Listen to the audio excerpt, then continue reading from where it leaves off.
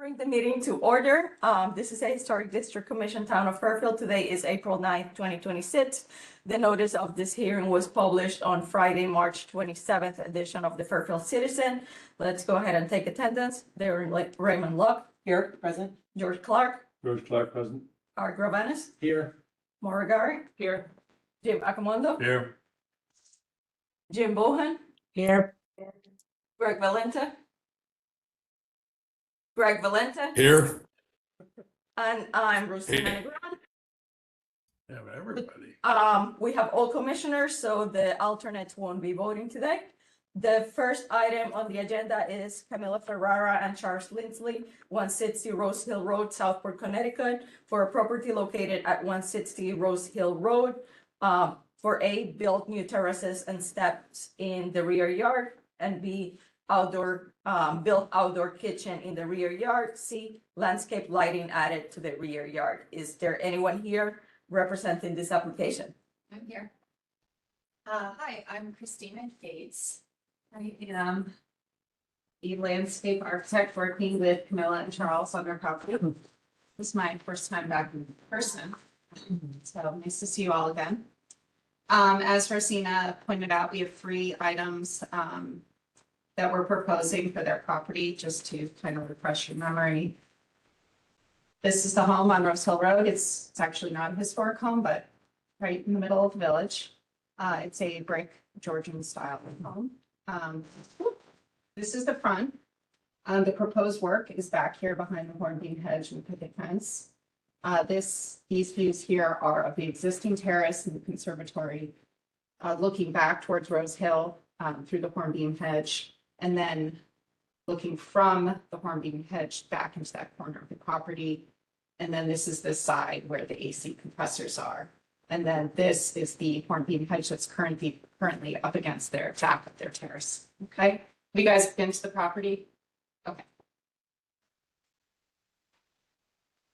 So our site plan is pretty simple. It's just an expansion of their outdoor living space. So the existing terrace comes out about here. So we're going to cut that back, use it just for a couple chairs, and then put the primary use down lower. Dining table will go there, the lounge space. So this is that hornbeam hedge that I pointed out where there's a picket fence. And these are the existing AC compressors. So we are going to add planting in front of here, some more planting here to add a layer between the hornbeam hedge. And all the terraces will be bluestone with a brick riser, which is what they have now. So we're not changing much. And similarly, we're going to have a bluestone terrace at grade. And then this is the outdoor kitchen space.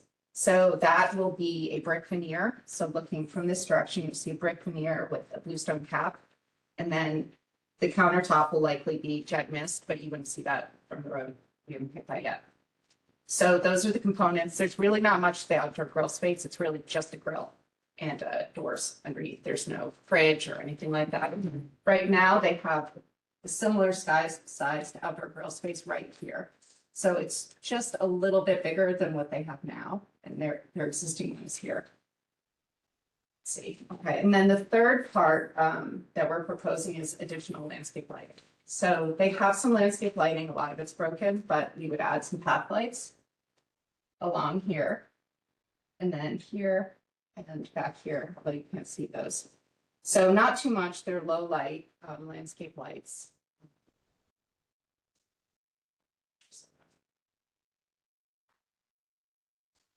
Typical path light, not to exceed 16 inches per HDC with the lower lumen, so it'll be a soft light, not too powerful. Set around, I'm sure you guys have all seen it. And then the step lights would be something just like this. It's about 4 inches, can be 6 inches. It doesn't cast a lot of light, but it does light the step. So they ask for lighting because this is their primary egress to come out, just to have some lights here and then 2 here coming down. One thing I've started adding with my outdoor kitchens is I put these lights in the wall here so that you get a little light on the countertop. So I have that in there as well. So those just really slide between the mortar and the coping, and you can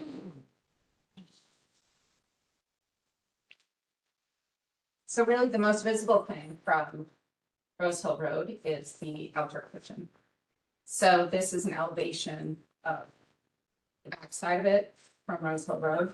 So you would probably see the top of the stainless steel grill space.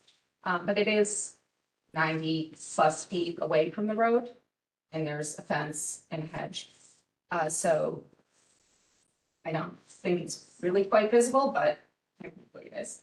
And then, so what it does is it kind of integrates into the terrace. There's a small seat wall here, and then that seat wall turns into kind of the black backsplash of the countertop, if that makes sense. So, and then you can see here, this is where I have the legs proposed to show down the terrace on the countertop. So that's pretty much it. It's not really complicated, so I'm happy to answer any questions. You have some? Okay. Darren, do you have any questions? No question, thank you. George, do you have any questions? No, thank you. Art, do you have any questions? Christina, I hope you didn't sneak in the skylight that was on the roof. I have nothing to do with that. No, Looks good, thank you. I didn't even notice it. Wow, I was waiting. Okay. I was looking at. Yeah, sorry. Yeah, that's fine. We're putting in another. All right, let us know. Thank you. Laura, do you have any questions? I have no questions. Jim A, do you have any questions? None, thanks. Jim B, do you have any questions? No questions, thank you. Greg, do you have any questions? No questions, thank you. And I do not have any questions. Is there anyone from the public that has any questions? Hearing none, we did not receive any letters in favor of this application or any letters opposing this application. This hearing is closed. Thank you. The next item in the agenda is Drew Coyne, 175 Old Post Road, Fairfield, Connecticut, for a property located at 175 Old Post Road for A, redesign bluestone path in front yard, B, repair, renovate, and add steps in front yard, C, add bluestone patio in front yard, D, reposition existing fence, change gate, E, move lamp post, F, alter railings at covered porch. Is there anyone here representing this application? Good afternoon, Rosina. I'm here, Kelly McGovern, the garden designer, and Drew is also joining us via WebEx. Okay, go ahead. Okay. You can so share first- your documents. I'm sorry? You can share your documents. Okay. See if this works. Click share. Choose. I'm going to choose my entire screen. Share. Share. Can you see what I've got up here now? Yes. Yes. Okay, I'm going to walk us through this. There's a lot of little pieces and it looks like a lot, but I think you'll see it all comes together. And thank you very much for having us today. I'll go through each individual items here with you. So this is the house, the front yard as it is now. It's an 1837 house. It's right now it has an urn here and some boxwood. Can you see my cursor moving? Yep. Yes. Yes, okay.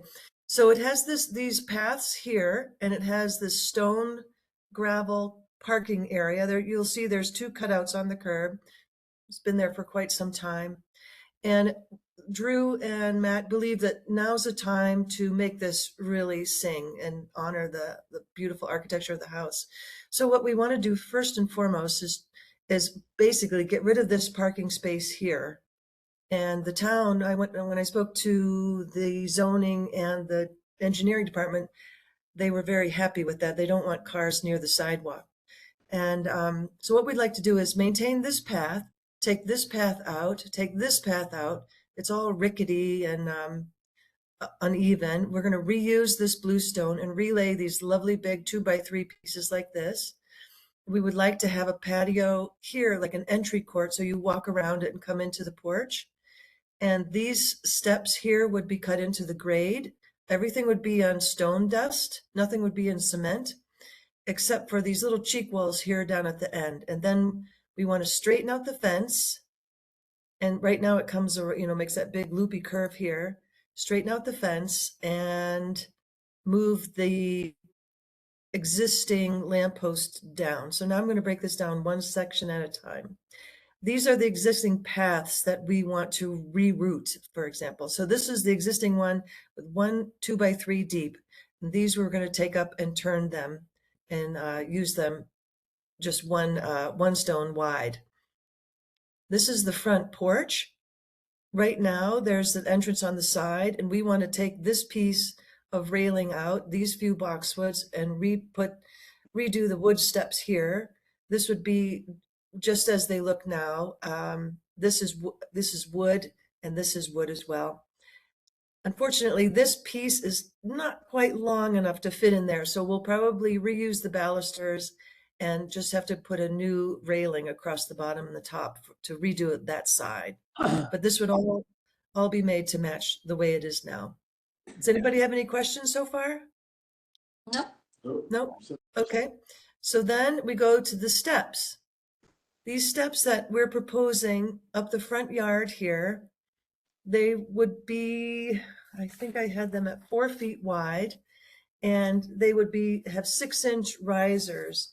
And then each landing would be about 3 feet. So it'll be a very easy glide up the steps. It'll be very pleasant. And we didn't want to have a railing, so that's why we spaced them out like this.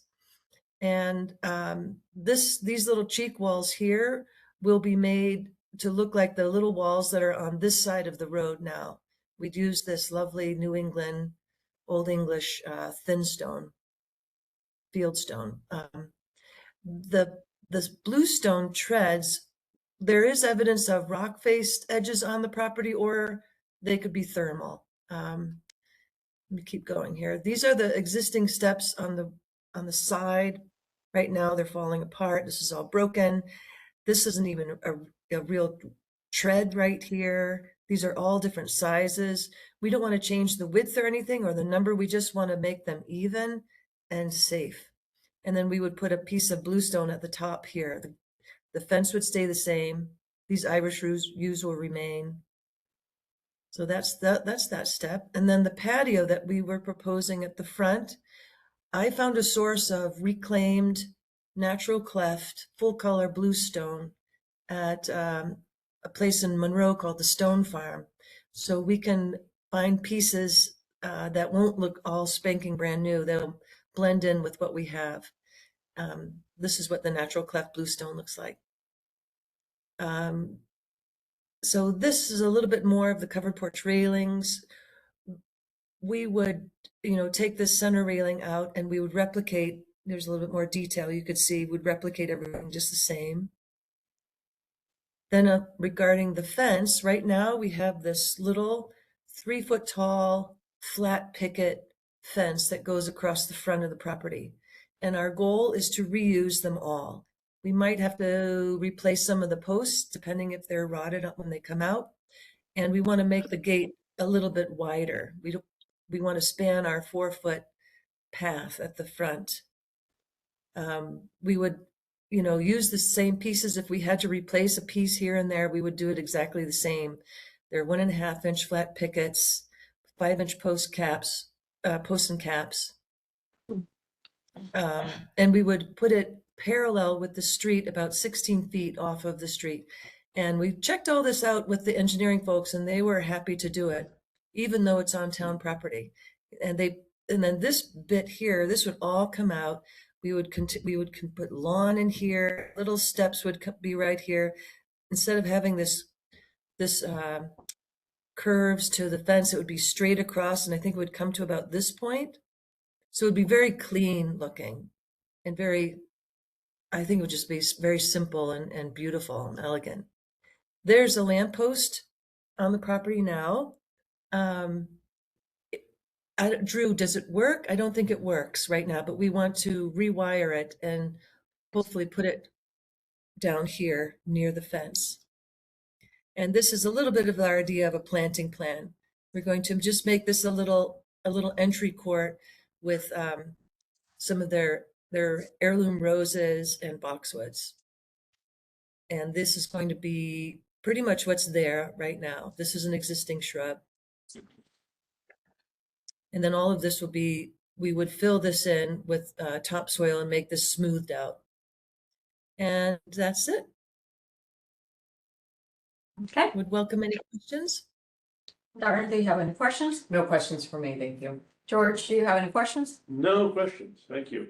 Art, do you have any questions? None, thank you. Maura, do you have any questions? I do not. Jim A, do you have any questions? I do not. Jim B, do you have any questions?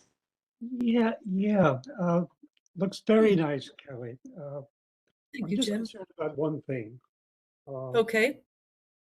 You're saying those front steps, that the bluestone steps, they're gonna be, The new, the rise is gonna be 6 inches, correct. These in the front, yeah.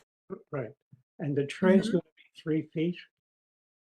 The treads, these little landings, the tread is 4 foot wide by 12 inches deep, but the landing from the front of the tread to the back to the next riser is 3 feet. Oh, they're 12 inches, The treads are 12 inches, yeah. so the tread is 12 inches. Okay. Yeah. I thought you Let me said see if I can, because, no, see, the tread will be 12 inches, okay. but we're gonna put a couple more feet here, so it will be a very easy walk up, and Well, this stone, yeah, mhm, when they were designing the Metropolitan Opera House in Lincoln Center, mhm, you know, they have those in the front steps. The Mhm. first design was tiny rise and a very long tread. Thought it looked beautiful. And they opened it and people started slipping and sliding all over the place. They had to tear them out. Hmm. Our architect Roz Barrett pointed out that the human pace is about 17 inches.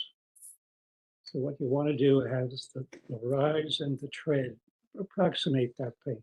At first, I thought you were saying they were going to be 3 feet tread. no.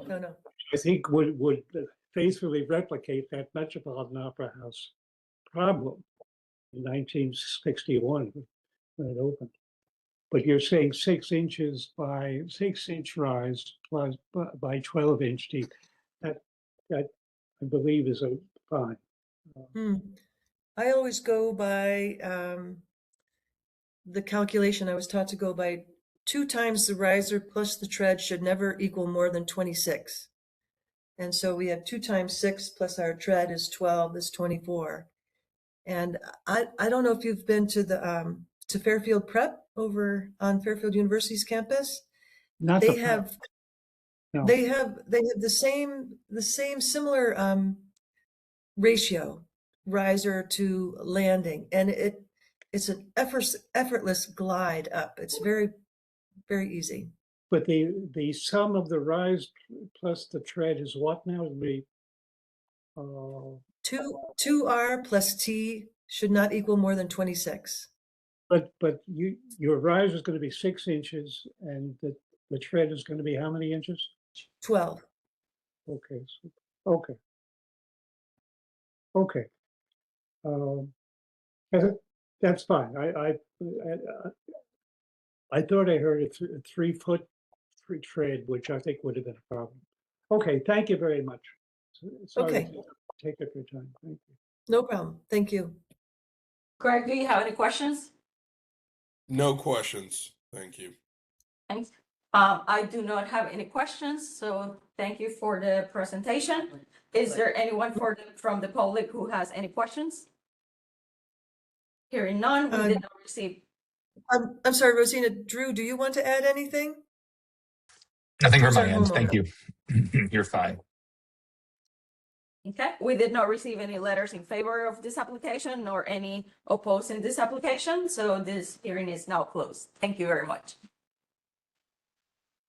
The next item in the agenda is Chris and Hailey Milligan, 75 Old South Road, Southport, Connecticut, for a property located at 75 Old South Road.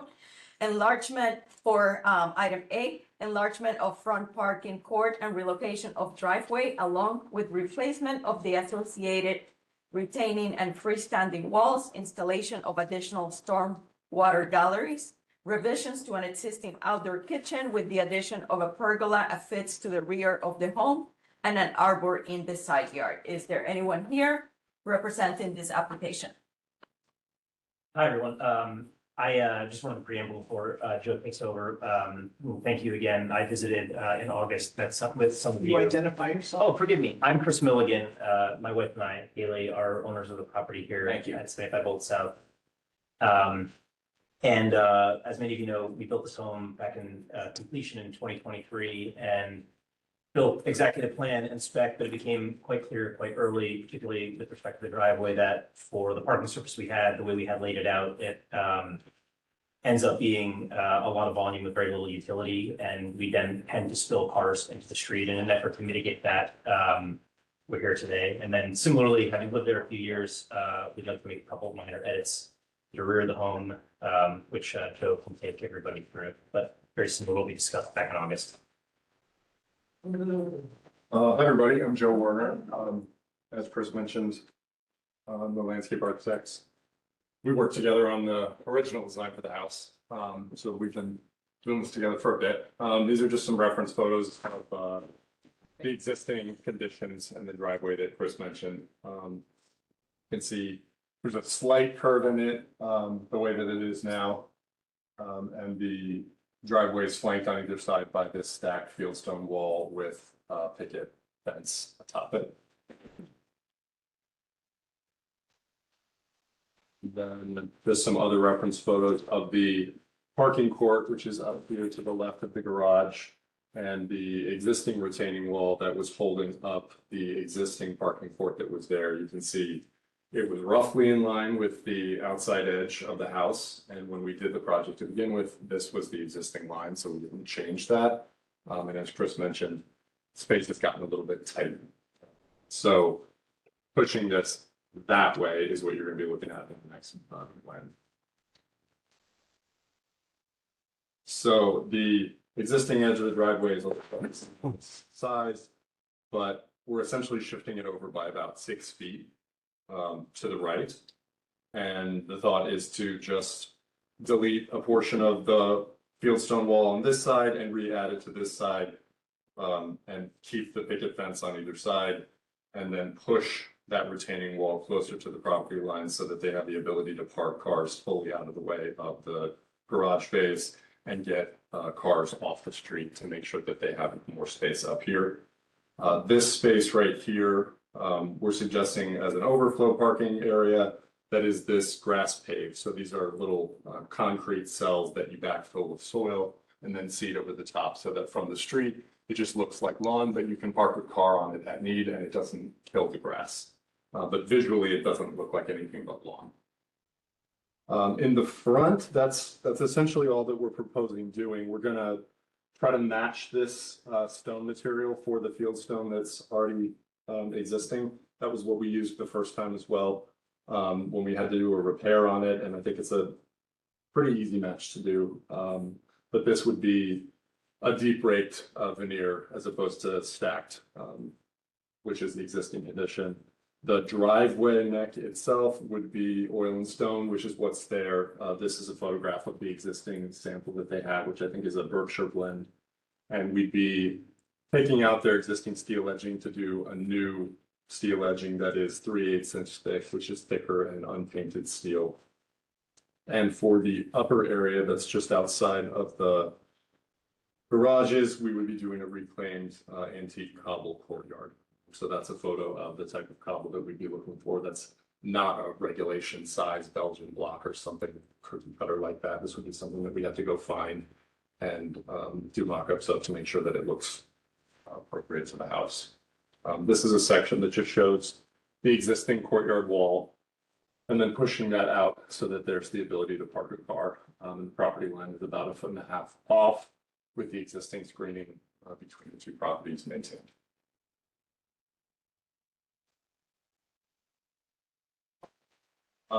These are just some reference photos of the back of the house as we look to talk about adding a shade structure off to the right-hand side. So you can see there's a large open space above the existing outdoor kitchen. This is south facing and it just gets blasted with sun in the summer. It's sort of unusable in the height of summer. As you guys have explained to me, it's very hot. So I've just highlighted a few details on the other side of the house, the sunroom. We were trying to pick up this massing and essentially repeat it on the other side so that there's balance on either side of the back of the house, and take the details from the corner post caps and bases to just repeat those details in the pergola design so that it feels in keeping with the rest of the architecture.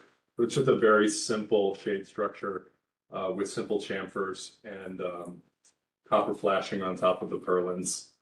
This is really meant to just give them shade above the outdoor kitchen so that that space can be used. And then there's a couple of renderings at the back to show a change to the outdoor kitchen. Right now it's in an L shape. We're proposing cutting off the short end of the L and making it 2 parallel countertops, just to give them a little bit more space for storage and having the seating on the side. We did a 3D visualization of the pergola so that you can just get a better sense of the massing of that and how that covers the outdoor kitchen. We tried a few different things and went back and forth on the spacing of purlins and things. Did a sun study to make sure that it was actually making sense for the reason why we were designing it. But this you can see from Willow Street if there were no plant material in the dead of winter. So we did want to make sure that it was attractive. Adding that copper flashing detail on top of the double laminated beams is a detail that we pulled from the roof lines and the architecture so that everything still feels in keeping with what Tanner White did with the design a few years ago.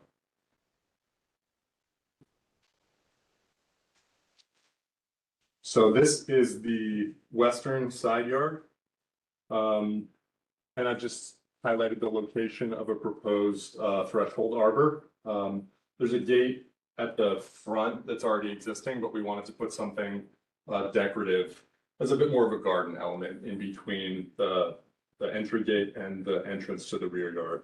So again, picking up on some of the details in the columns at the front porch and in the corner posts at the back sunroom, we were trying to design something that felt in keeping with both the front and the rear of the house. Some of these details and chamfers you'll see carried into the design for the arbor, which is just a simple archway and an open lattice with hedging on either side. So it really is just a bit of a gateway as you enter the rear garden. And then again, we've done some 3D renderings to show what that looks like as you look at it from Old South. So there's hedge on either side. There's a low boxwood hedge with existing hydrangea. And then this is the threshold into the backyard and just a few other views of some of the detail work that we've incorporated to make sure that this feels up to par with everything else that they have on this lovely property.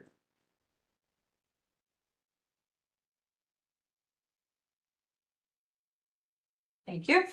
Darren, do you have any questions? No questions. George, do you have any questions? No question. Art, do you have any questions? No, no, thank you. Laura? No questions. Jim A? None, thanks. Jim B? Thank you very much. I take it no questions? Okay. Greg, any questions? No questions, thank you. Thank you. I do not have any questions, so thank you very much. Is there anyone from the public that has any questions? Hearing none, we did not receive any letters in favor of this application or any letters opposing this application, so the hearing is now closed. Thank you. Thank you. Thank you.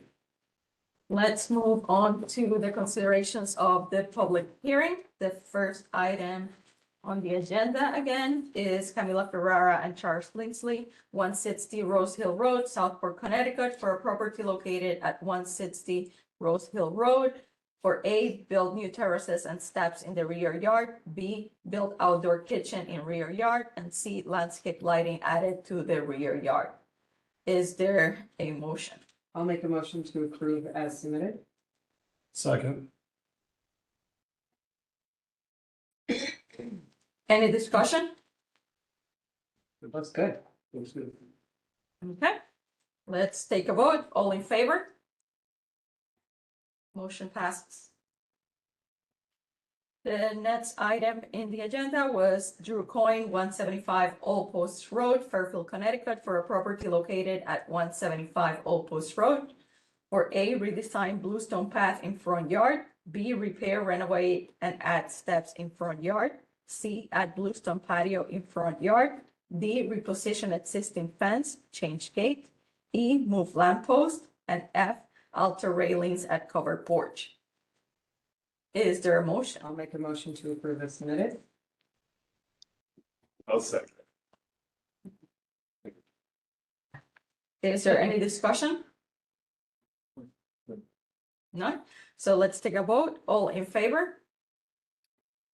Motion passes.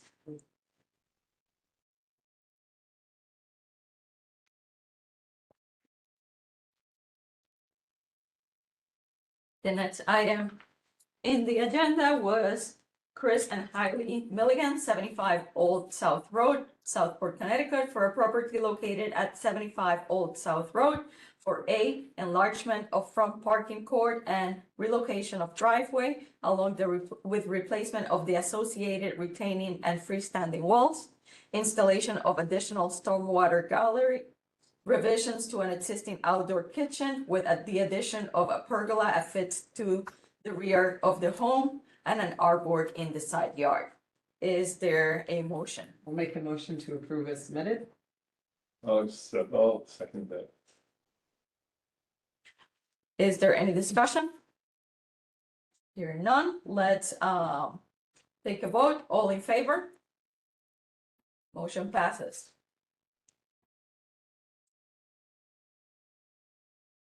Thank you. The next item is the approval of the minutes. We have the minutes from. Oh, I have this. January 8th. Really? So that's what it says. I know that's what it said. January 8th, 2025. We're very out of date in those. Yes, so those are not the ones. Let me quickly look at something, and I apologize for that. We're gonna go to the meeting minutes. We're gonna go to 2026.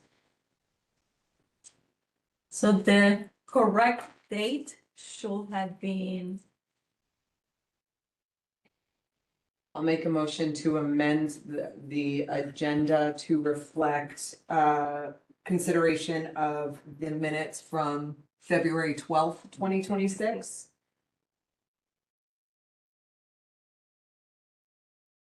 I need a second. I'll second.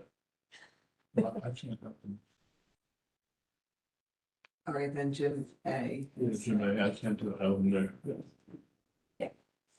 So absent for that one was Maura and George. Right. I made a motion. Is there a second? Yeah, Jim second. Jim, okay. Let's vote. I have one. Can you take the E off the last part of my name? My name's spelled wrong.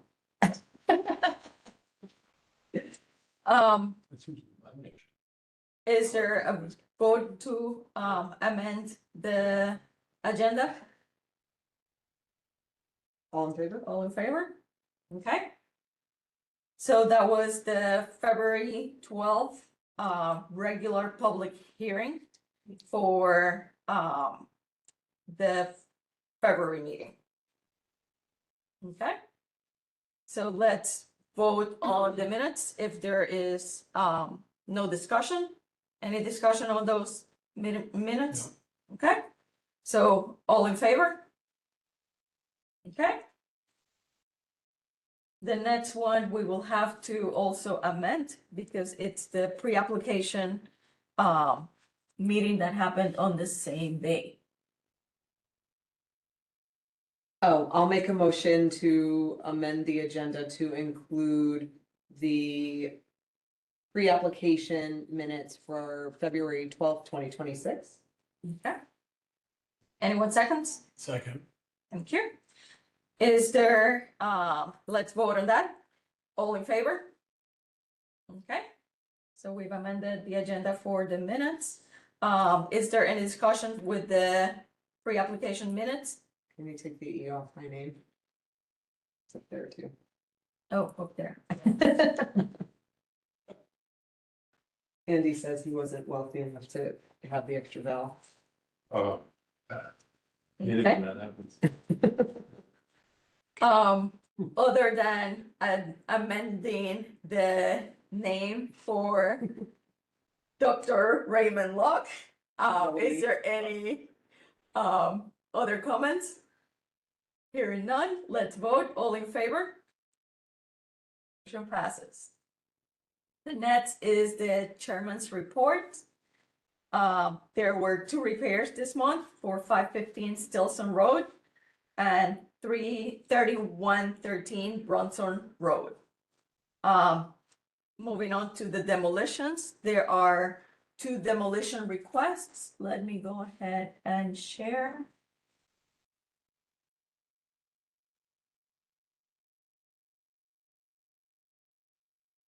Like to report the demolition on High Street is complete. Yeah, I know. Oh my gosh, that was fast. Oh, yeah. 2 days. knocked Yep. it down. Really? Yeah. Wow. Took it right down. So the demolitions for this month that we received notices are 209 South Pine Creek Road, which is that property. Wow. Mhm. In 1913. And the next one is 168 Wormwood Road. It certainly doesn't fit in warm word today. It's like a log cabin. Yeah. It's lucky it survived. Yeah. Moving on to the violations, I keep the one for 965 Old Post Road until they come for a certificate of appropriateness for the work that they've been performing. Moving on to old business.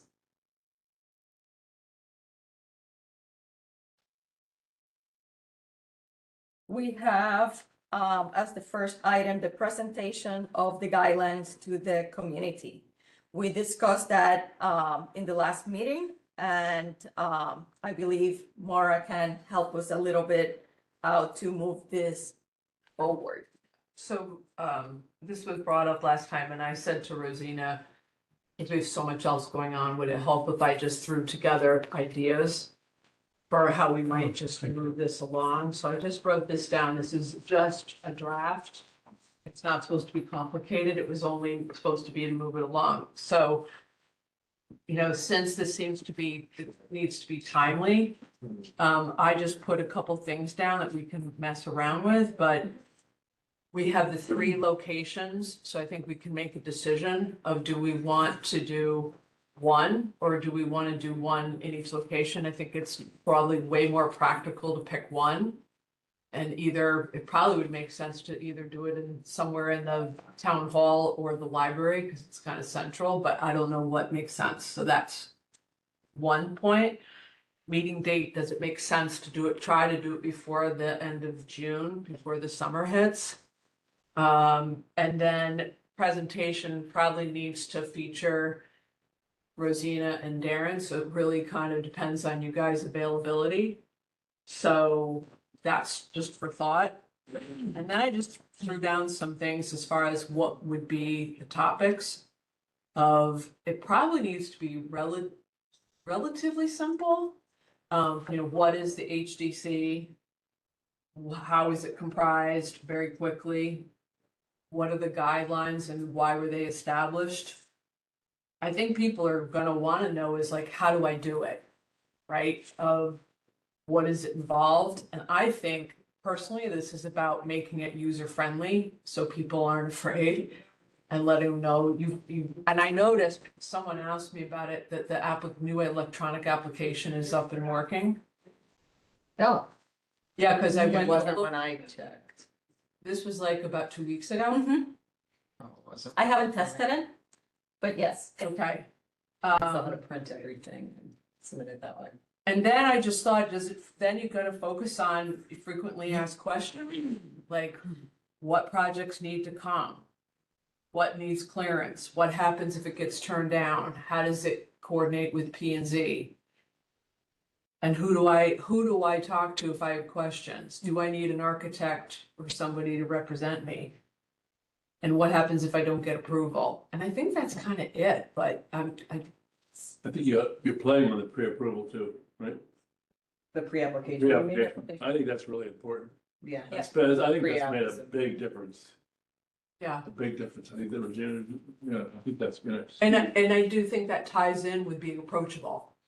Right, because I think otherwise people feel like I'm going in front of the firing squad and I have to be perfect instead of like just talk to somebody and figure out what you have to do.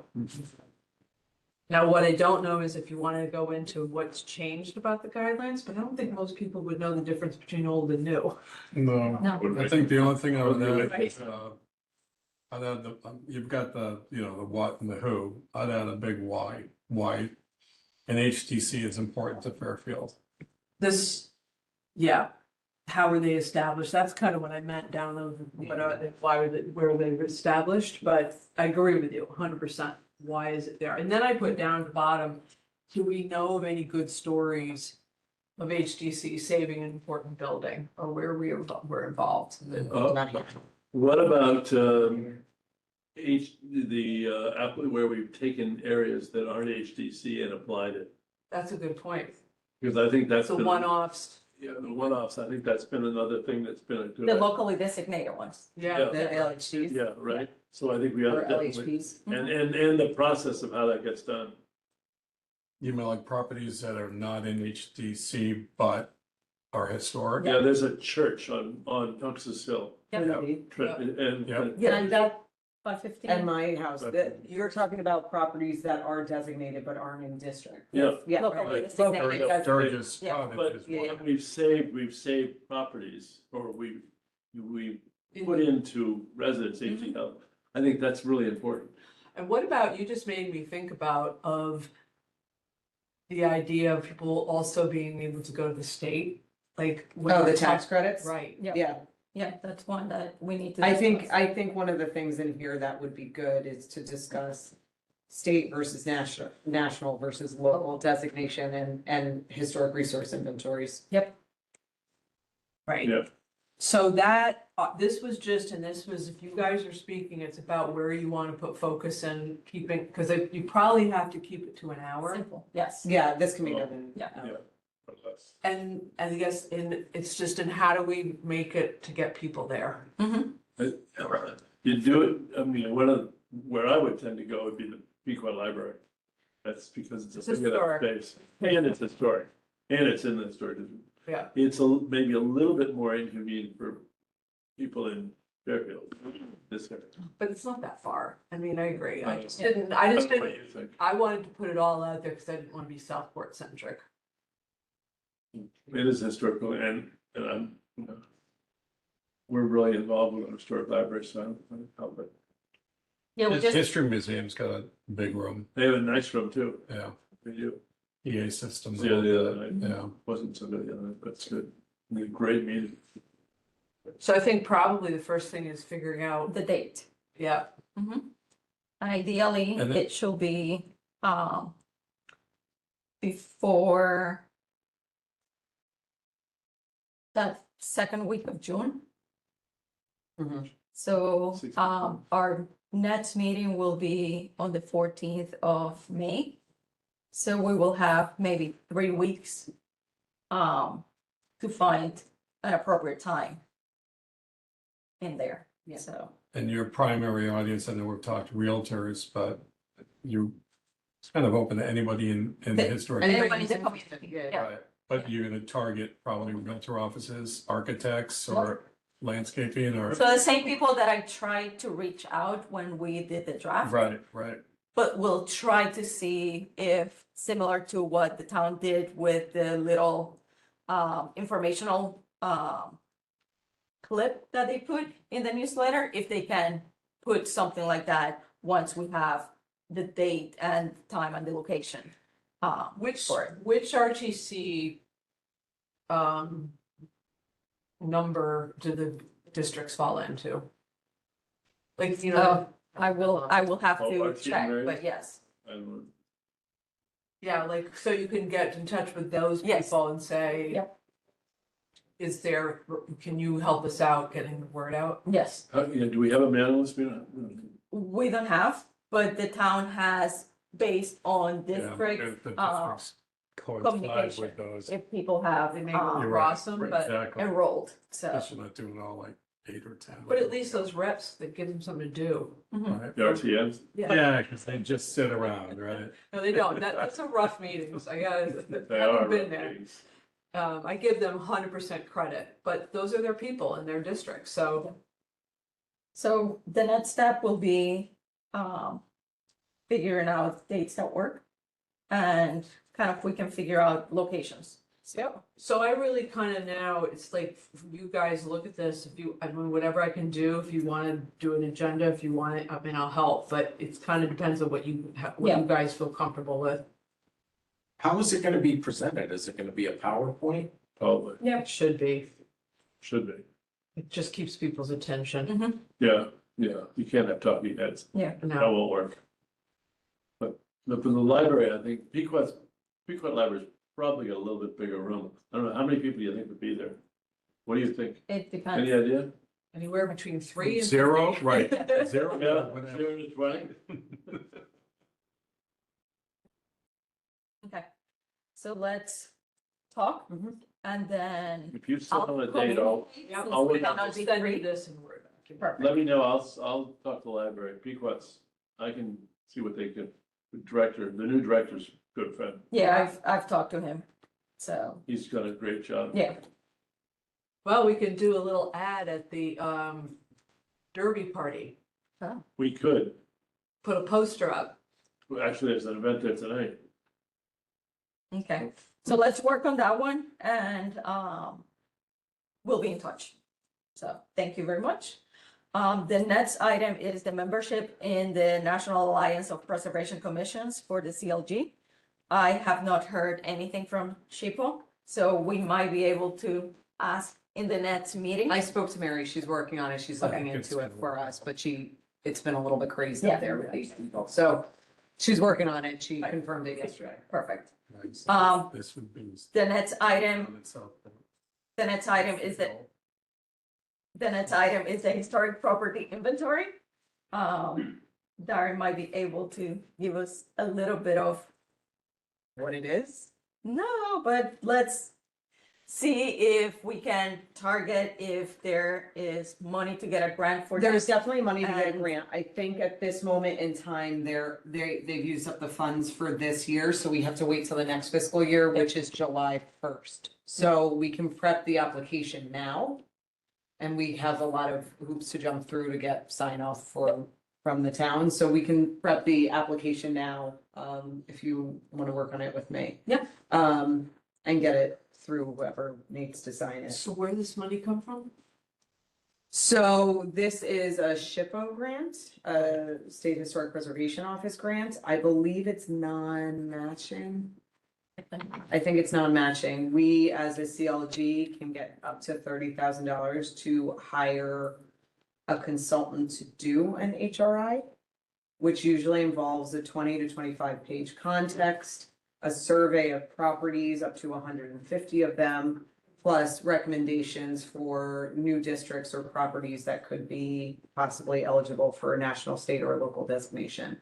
Or, well, not local, but state or national, really. They usually take about a year to do. They're not small things in terms of a lift for a consultant. But yeah,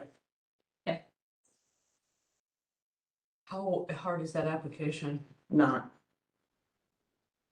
Just a little time consuming, but nothing terrible. Not. And we have a very easy case. I mean, the last time we did an HRI was well over 25 years. Yes. Really? Yeah, it's probably about 30 years old. We should be doing one every 10 years at least. Okay, Westport does one basically every year and just keeps updating. okay. They're at the tail end of what they need to update on their HRI. But they don't get grants every year. They do. Oh, so this. Well, they also have a little bit of a budget, so I've been hired on their stipend budget to do like 50 here, 50 there, just to update, because they have, I think it's 2,000 properties on their HRI. Huge inventory. So they just expanded it not too long ago, but now they're trying to update the ones that are on their list because there's been substantial alterations, additions. Some of the HRIs in the past haven't been very good about telling what the history of that. They're like bite-sized chunks of history. You don't do a full title search for them unless there's a property that really needs it. But giving the history, establishing what the house is, some of them have been lacking. So they're just at the tail end of updating all of that, but we should be doing. It's part of our CLG process, and one of the mandatory things, we need to be better about doing things like that, at least every 10 That's years. the thing, I remember seeing those, Yeah, they're, they're forms, yeah, those data forms. yeah. Darren, what does an HRI stand for? Historic resource inventory. Thank you. So when do you think this should try to aim to get it in? By July July 1st. 1st. So we would want to have it into Mary in June. Because she'll review it and get it on the application. Or not the application, the agenda. Because it has to be approved by the SRB, So being, State Review Board, no, Historic Preservation Council, I always get them backwards. One sounds bigger, but is only state, and one does the National Register, but sounds smaller. you say so. Well, the Historic Preservation Review Board sounds like, but that's only reviewing very small things in state. Or not small things, but things in state, and the State Review Board does figures. So much to do between now and July 1st. Correct. Yeah. So let's aim to do that one as well. The next item is the Preservation Connecticut and State Historic Preservation regional session, which we'll have after this meeting. There will be several discussions in there. So we'll wait in half an hour, hopefully we can go for that one. In terms of new business, we received a question about the bill HB 5508, an act concerning historic districts and historic preservation. I'm going to rely on the presentation at 5:30 to briefly discuss this as well. So, and then the next new business is the CLG information that we need to provide to be up to date. So we have two commissioners here that are gonna be working on that, and hopefully we can get up to date within the next few months. So Jim and George, Yep. it's on your court. Yeah, I think the one thing we both need to make sure we're dealing with the right calendar year. Yeah, it goes October 1st to September 30th, Right.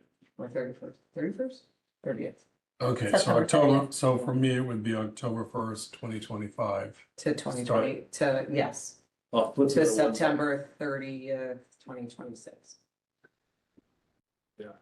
But Right. they're due September 1st though, right? They're due October 1st. October 1st, okay. So I'll get that. I can just do the prior months. That'll be good. Okay, I did actually copy and paste it. I brought all the links with it. I brought all the links with it. Yeah. Which is kind of cool. 'cause Do we have, so obviously this year, last year are That's not great. done, but do we have from 2024 or 2023? I've done them all. Where can I find them? I can send them to you, Okay, just gotta get a template of what they look like. Here, Oh, you've got them right there? or I can just send it to you now. Yeah.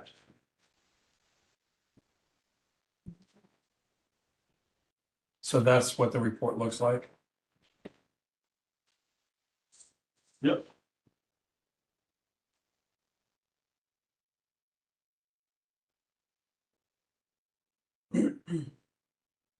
okay. Is there any? They're all done. No, I got it. No, there's a whole form he has to. Oh, got it. Is there? Yes. What's that? It's a form, you have to fill it out. Where do I? You're helpful. It was sent to you, that, Yeah, What? I can resend it. I believe you. Mary.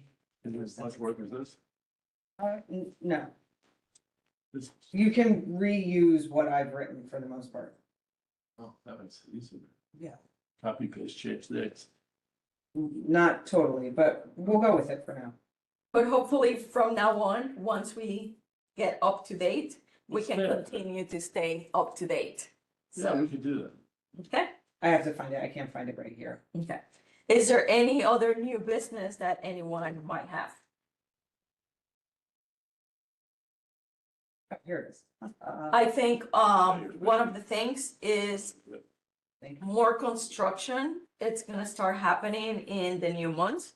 If anyone sees that we have not reviewed a property, and there is construction, maybe a good thing will be going into the meeting minutes or the agenda or the public notices to check in the last year. Have they come in front of us, and we can always discuss and reach out to the owners. Wouldn't it be great if we had the inventory of everything comes in front of us with a link? Why couldn't we get the building department to give us a list of everything they've approved? I mean, everybody, there has to be available. Well, we haven't. But if we have a list of all that stuff that comes up before the building department, When they come in front of the building department, if they are historic properties on historic districts, they send it to us. Like they also, tell the person, we cannot review this, you need to go in front of HDC. okay. And the building department actually reaches out to HDC to make sure that this a historic property or not. So, Cool. So. and hopefully by the time that we get into the system that they are in, it might be a little bit easier for everyone to see updates and communicate. We just gotta watch out for the sneaky ones that aren't going to the P and Z. What do you mean they don't go to building department? Yeah. Correct. Because there are some things that, for example, fences, Yep. the building department does not need to review if Right. they are under 7 feet. So those might be some that Arbors and stuff like that. kind of are out there, but don't come to us. So, Yeah, we have a fence, that fence on Old South is gone, I just wonder if they're gonna put it back, it's down. okay, so we'll have to kind of keep an eye. Hearing that there's no other new business, is there a motion to adjourn? I'll make a motion. Second. George. So I'll put Darren What's- and George. Oh, I got self first. Yes. We're happy, she's prejudiced. Let's vote, all in favor? Me.